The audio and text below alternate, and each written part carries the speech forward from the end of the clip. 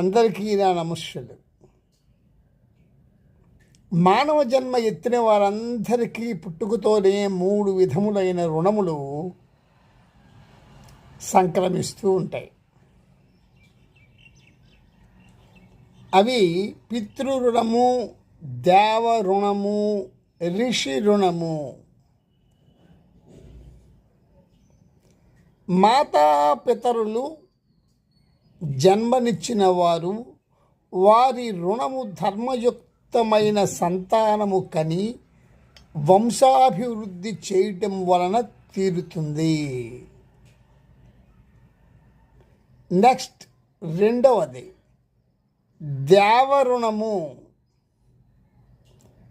దేవతలు గాలి, నీరు, అన్నాదుల రూపములో జీవనాధారములు సమకూరుస్తున్నారు కాబట్టి వారి రుణము పూజాది కర్మల ద్వారా తీర్చుకోవలసి ఉన్నది.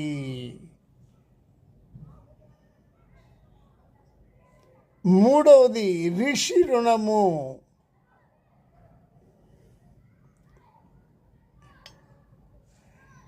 ఋషులు మునులు ప్రసాదించిన ఆర్ష జ్ఞానమే మన మనుగడకు పట్టుకొమ్మగా భావింపబడుతున్నది.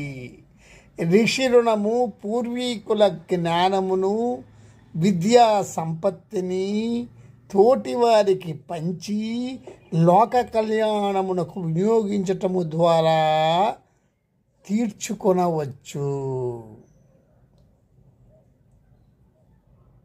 ఈ విధముగా